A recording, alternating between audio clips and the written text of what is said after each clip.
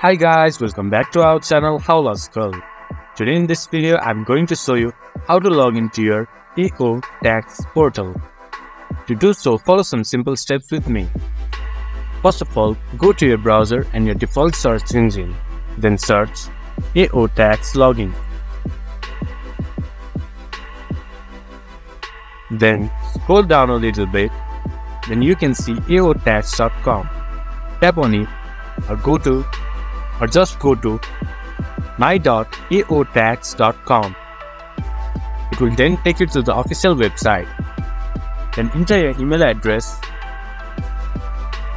Then enter your password. Then press login.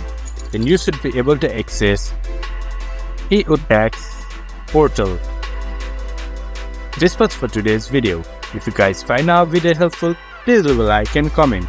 And do not forget to subscribe our channel and hit the bell icon. I'll see you guys again in our next video. Thank you.